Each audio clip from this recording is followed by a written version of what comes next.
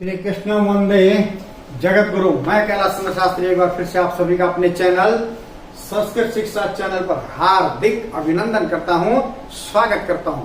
प्रतिदिन की भांति एक बार फिर से वही आप सभी से विनम्र निवेदन कि यदि आपने मेरे इस चैनल को यदि सब्सक्राइब नहीं किया है तो कृपया सब्सक्राइब कर लीजिएगा, साथ में बेल आइकन का बटन अवश्य दबाइएगा ताकि भविष्य में आने वाली सभी वीडियो का नोटिफिकेशन आपको प्राप्त हो सके। वीडियो में अंत तक बनी रहिएगा। वीडियो अच्छी लगे तो लाइक अवश्य कीजिएगा क्योंकि लाइक करने से मनोबल बढ़ता है। साथ में वीडियो को शेयर भी अवश्य कीजिएगा ताकि आजकल जो हम अपठित अवबोधनम के अंतर्गत प्रश्नोत्तर का कार्यक्रम कर रहे हैं उसको आपके मित्रगण भी भली भांति पढ़ सके, समझ सके और जान सके। साथ में अपठित अवबोधनम के अंतर्गत पूरे 10 के 10 अंक प्राप्त कर सकें। तो चलिए बिना किसी विलंब के चलते हैं आज के टॉपिक की और विषय की ओर। आज का विषय वही प्रतिदिन की भांति अपठित अवबोधनम। अपठित अवबोधनम यानी कि जो आपने पढ़ा नहीं है वह अपठित अवबोधन, और इसकी आज कड़ी है तीसरी कड़ी। तो आज हम तीसरी कड़ी में पहुंचे हैं अपठित अवबोधनम के। कुल हम करेंगे 10 और 10 के बाद कर देंगे बस। तो चलिए पूरे 10 अंक प्राप्त करने के लिए सबसे पहले आप ध्यान रखिएगा उस पैराग्राफ को, उस गद्यांश को कम से कम 3-4 बार बहुत अच्छे से पढ़िएगा ताकि उसके भाव आपको समझ में आ जाए। एकदम एक्यूरेट यदि हिंदी समझ में नहीं भी आती है तो भी कम से कम उसका भाव आपको समझ में आ जाना चाहिए। तो चलिए पहले पढ़ते हैं और उसके बाद प्रश्नों को ध्यान से पढ़ते हुए उसके अंतर्गत जो प्रश्न वाले शब्द हैं उनको ध्यान से देखिए, क्योंकि उन्हीं प्रश्नों के स्थान पर उन प्रश्नों को हटा करके उनके स्थान पर उत्तर वाले शब्द इस पैराग्राफ में से छांट करके लिखेंगे और फिर वह जो पंक्ति है पूरी उत्तर वाली पंक्ति बन जाएगी। तो चलिए पहले इस पैरे को बहुत ध्यान से पढ़ लेते हैं।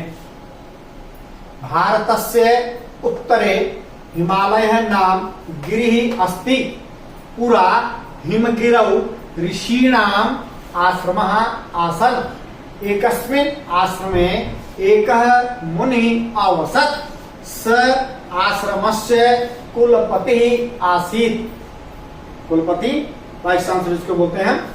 तत्र अनेके शिष्याः अपि आवसन्, ते मुनिम् अनमन्, ते मुनिम् पुष्पाणि फलानि च आनयन्, मुनिः स्नेहेन तेभ्यः शिक्षाम् अयच्छत्। इसी प्रकार अंग्रेजी में भी कॉम्प्रिहेंशन आता है, लेकिन ये ध्यान रखें कि किसी भी लाइन में कोई एक शब्द मिल जाता है तो उसकी पूरी लाइन यदि हम उत्तर में लिख देते हैं तो फिर पूरे अंक हमें प्राप्त नहीं होते हैं। हम प्रश्नों को ध्यान से पढ़ें, उसमें प्रश्नवाचक शब्दों को चुने और उसके स्थान पर जो उत्तर वाले शब्द आने वाले हैं वो पैराग्राफ में से चुने और फिर उस वाक्य को उत्तर बना करके उत्तर वाली पंक्ति बनाएं तो निश्चित रूप से पूर्णांक यानी 10 के 10 अंक प्राप्त होंगे। तो चलिए प्रश्न नंबर 1 की तरफ चलते हैं। प्रश्न है प्रश्न क, हिमालय है नाम गिरिः कुत्र आसीत्। तो पहले में हमें ढूंढना है पहले हिमालय है, हिमालय जहां होगा तो फिर कुत्र का उत्तर भी हमें पता लग जाएगा। चलिए पढ़ते हैं शुरू से। भारतस्य उत्तरे हिमालय है, ये हिमालय मिल गया, नाम भी मिल गया, गिरी भी मिल गया और ये अस्थि भी मिल गया। अब कुत्र के स्थान पर हमने क्या लिखना है जो शुरू में इसने लिखा है, ठीक है जी। लेकिन हम ये पूरी लाइन उत्तर में नहीं लिखेंगे, हम इसकी तरह लिखेंगे। कैसे लिखेंगे? हिमालय है नाम गिरिः भारतस्य उत्तरे अस्ति, ताकि जो हमारे देखने वाले हैं वो समझें कि बच्चे को अच्छे से इसका ज्ञान है, जानकारी है। तो यहां से शुरू करेंगे हम उत्तर वाली पंक्ति को और कुत्र के स्थान पर जो उत्तर वाला शब्द आने वाला है वो हम लिखेंगे, ठीक है जी। इस बात का विशेष ध्यान रखेंगे। हिमालय है नाम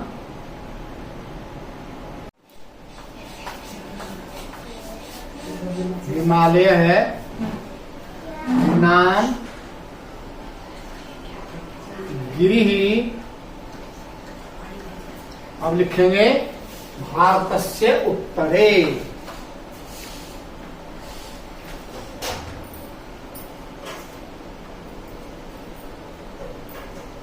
और उसके बाद अस्ति, ये हो गया जी हमारे प्रथम प्रश्न का उत्तर। द्वितीय में चलते हैं, दूसरे में हिमगिरऊ केशाम आश्रम आसन ढूंढेंगे हिमगिरऊ और उत्तर बनेगा बिल्कुल केशाम की तरह, जैसा प्रश्न वैसा उत्तर। षष्ठी विभक्ति बहुवचन, पुल्लिंग है तो पुल्लिंग, स्त्रीलिंग है तो स्त्रीलिंग, नपुंसकलिंग है तो नपुंसकलिंग। केशाम षष्ठी विभक्ति बहुवचन का ही रूप आएगा, ध्यान रखिएगा। तो पहले ढूंढते हैं हिमगिरऊ। चलिए पढ़ते हैं शुरू से। भारत से उत्तरे हिमालय नाम गिरी अस्ति पुरा हिमगिरऊ, ये आ गया हिमगिरऊ, ठीक है। ऋषि नाम आश्रम आसन, आश्रम आश्रम दिया गया। तो केशाम की तरह कौन सा शब्द है इसमें? ऋषि नाम। तो केशाम के स्थान पर क्या आएगा? ऋषि नाम। शुरू कहां से करेंगे लिखना? यहां से, हिमगिरऊ। हिमगिरऊ, उसके बाद केशाम के स्थान पर आएगा ऋषि नाम। षष्ठी बहुवचन का रूप है ये केशाम का भी।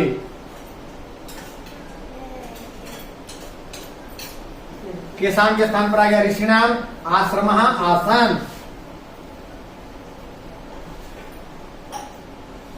आश्रम आसन, ये हो गया जी हमारे द्वितीय प्रश्न का उत्तर। तृतीय में पहुंचते हैं, तीसरे में।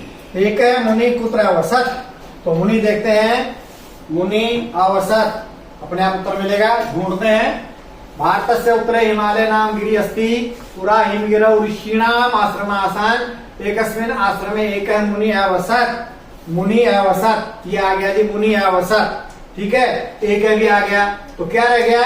ये रह गया। तो ये किसके स्थान पर आएगा?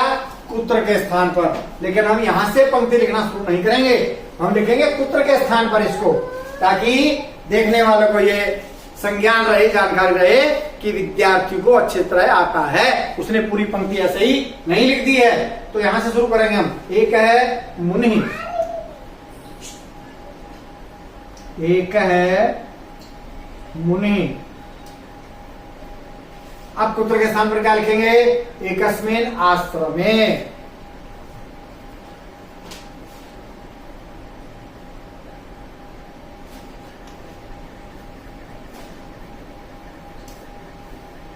एकस्मिन् आश्रमे, आगे आ जाएगा ये औसत।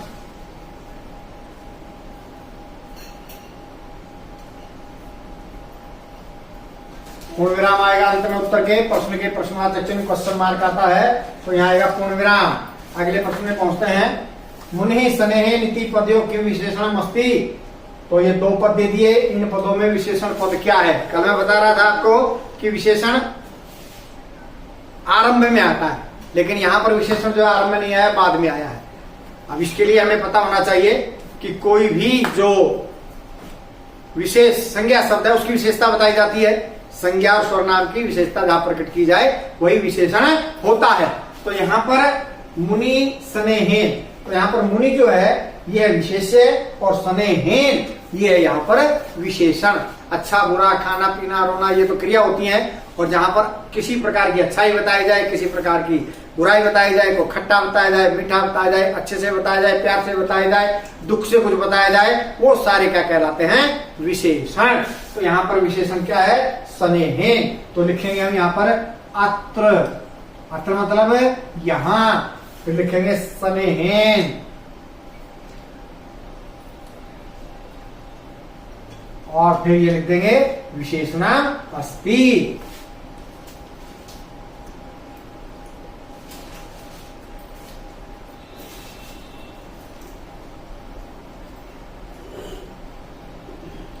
तो पांचों प्रश्न में से एक प्रश्न ऐसा अवश्य आता है, या तो उस गद्यांश का शीर्षक पूछ लिया जाता है, या विशेषण विशेष्य पूछा जाता है, या कोई संधि दे दी जाती है, या तो उसका आप संधि विच्छेद कीजिए या बताइए ये कौन सी संधि है। तो विशेष तौर पर ऐसा जो ग्रामेटिकल व्याकरणिक जो शब्द है उसका ध्यान से उत्तर हमने देना है। अंत में पहुंचते हैं। आश्रम से कुलपति कह, तो ढूंढेंगे आश्रम से कुलपति, उत्तर भी मिल ही जाएगा। चलिए पढ़ते हैं शुरू से। भारत से उत्तरे हिमालय नाम गिरी अस्ति पुरा हिमगिरौ आश्रम आसन एकस्मिन् आश्रमे एक मुनि अवसत स आश्रम से कुलपति आसीत। से आश्रम से कुलपति आसीत, आ गया जी कुलपति आसीत। आश्रम से कुलपति कह, आश्रम का कुलपति कह कौन? तो इसमें आगे ये आश्रमस्य कुलपति, तो यहाँ पर क के अनुसार उत्तर क्या आएगा? स। लेकिन स तो सर्वनाम है, कोई पूछ सकता है स का मतलब वह है, वह कौन? फिर प्रश्न उठता है एक, तो अब ये ढूंढना पड़ेगा कि ये स्व किसके स्थान पर आया है। तो ये स किसके स्थान पर, इससे कैसे पता चलेगा? इससे पहले वाली पंक्ति में पहुंचेंगे, उससे पहले वाली पंक्ति में ढूंढेंगे कि आखिर ये स आया किसके स्थान पर है। क्यों? क्योंकि स सर्वनाम है और सर्वनाम किसके स्थान पर आता है? संज्ञा के स्थान पर। संज्ञा क्या होती है? किसी व्यक्ति, वस्तु, स्थान आदि के नाम को क्या कहते हैं? संज्ञा। तो संज्ञा ढूंढेंगे हम पहले।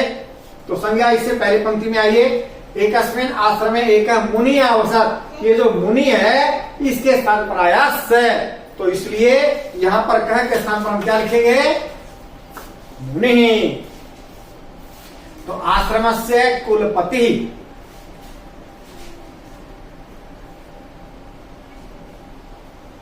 आश्रमस्य कुलपति ढूंढ लिया जी हमने। कुलपति को कौन है? मुनि। वैसे यहाँ के बाद पूर्ण विराम लगा देंगे तो अभी संस्कृत में वाक्य पूरा हो जाता है, लेकिन यहाँ भी क्रियापद नहीं आया है, तो क्रियापद हम लगाते हैं। इसके बाद ये रहा कुलपति, कुलपति के बाद आसीत्, तो मुनि आसीत्।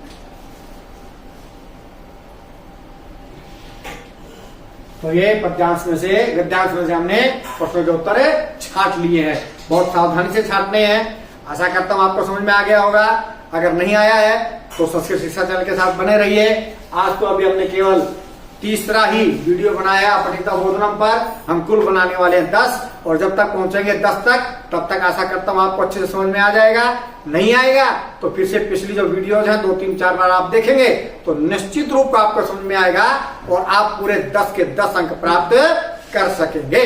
तो बने रहिए संस्कृत शिक्षा चैनल के साथ। लाइक, शेयर और सब्सक्राइब अवश्य कीजिएगा। मिलते हैं कल एक अलग अपठित अवबोधनम के साथ। तब तक के लिए जय भारत, जय भारती।